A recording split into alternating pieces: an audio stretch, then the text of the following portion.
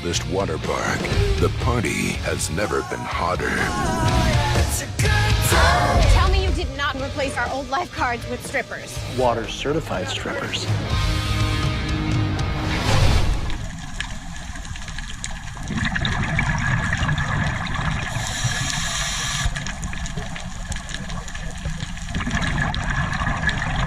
And the guests have never been hungrier.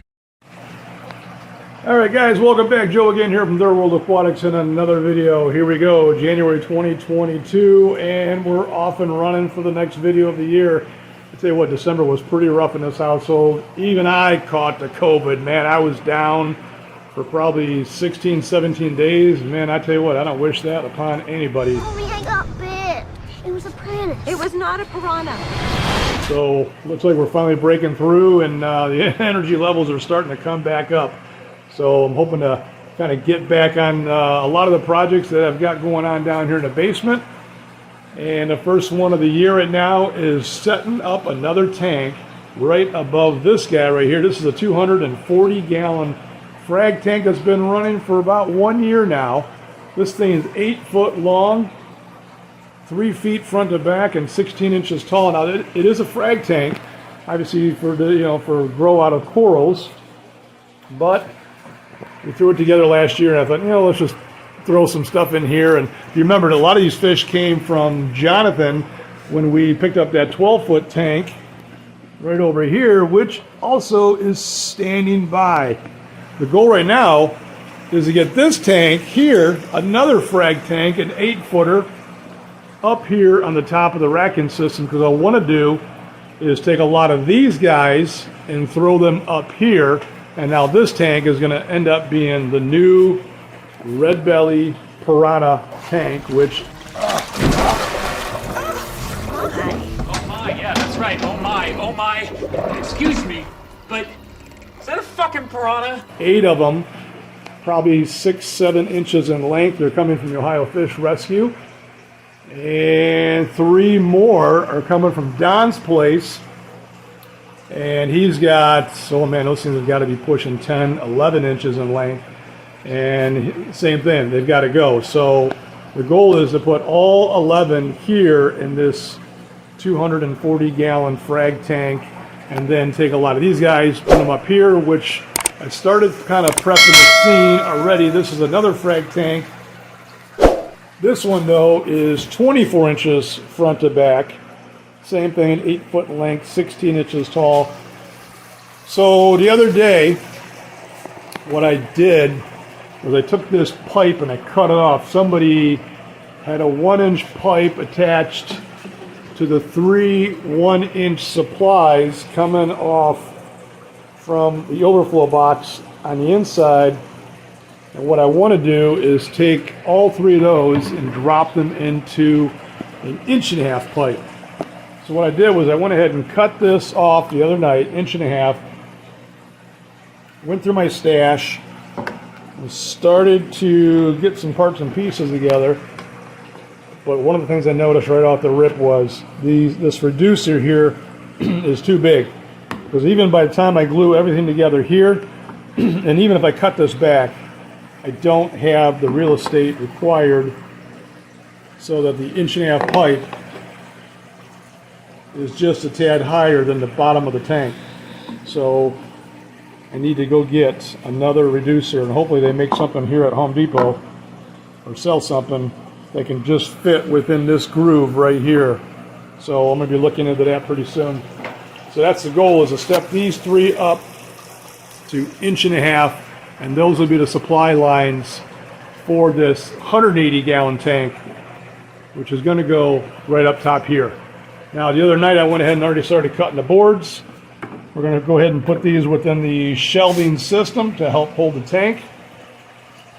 And then we're going to tie this thing into the main central filtration system and get it rolling.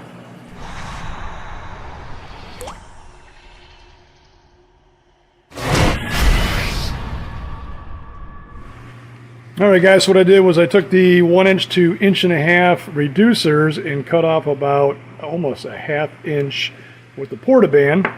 And if you don't know what a portaband, that is this right here. So now that these are cut, I've already got 2 of them completed, and you can see how that just flushed right up, which is perfect. So 2 down, 1 to go, and then we're going to go ahead and connect these 1.5 T's with the pipe, and then all 3 will come together as one, and then all of that has to get glued on to the back of the tank at one time. Staring. Sensing.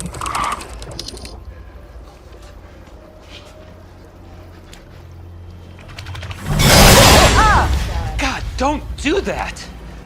Alright guys, just a quick update. Me and John went ahead and picked up the tank, and you can see it's up there on the top shelf, and man, that's pretty high. Let me walk over here. I mean, I'm 6'1", and we're way up there, which I think is kind of cool actually. So, you got it positioned, and the back is all glued up. Let me show that to you real quick, which has kind of brought up another issue as far as getting the supply line down to the filtration system. So you can see I glued everything up.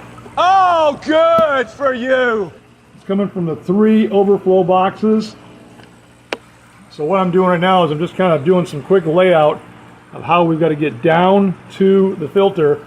None of this is glued. I'm just kind of feeling this out and trying to come up with the best idea. This is going to be the return line. More than likely I'm going to have to probably cut off this coupling and put a 90 directly right here and head straight down also to that manifold.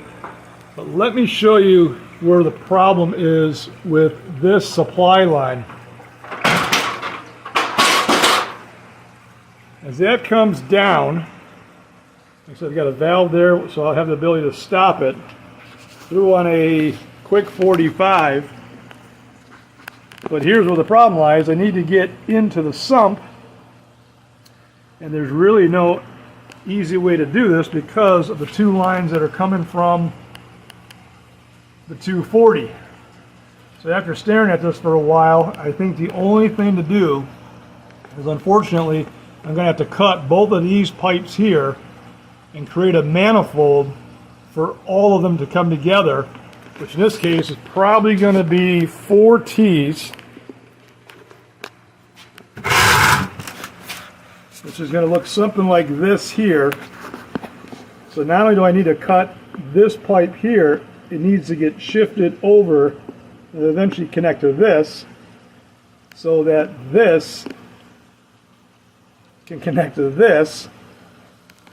And the same thing over here. This pipe will shift over this way a little bit to capture this one, and then eventually this T right here will be on the back side of that union. And then the main water coming in from the tank above will be from this 90, which will be attached to that 45. That's the only way I can see of doing this. But to do this, I'm going to have to shut the 240 down. Oh, hell no! Make some cuts, do all these modifications, glue it all up, and then put it all back together. Alright guys, it's been a couple hours, and it looks like we are finally done. So all the supply lines are all tied in. I had to cut into these 2 guys here.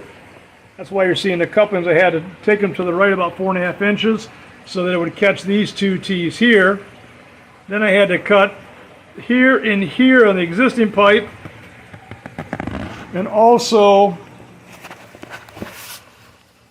right here and way over there on the existing pipe to put in this manifold. So that's all done. Actually, I kind of changed things up. I put the 45 and 90 on the back side of the pipe because I needed it because I didn't have enough real estate on the front. So with that being said, let me take you around the front and show you what this actually looks like. Now you can see all 4 T's and how they're coming together. Now you see the 1.5-inch pipe that's coming from the top tank. So that's the supply lines that are heading for this wet dry. And now we just need to get ready and get this return line to head for the top tank. But I wanted to throw a little bit of water into the tank to kind of get things settled in a little bit. Maybe you know, 4 or 5 inches. But that's when I noticed that we started leaking. So we have the 3 overflows on the back wall. And it didn't take long for me to notice that water was getting into the center overflow box.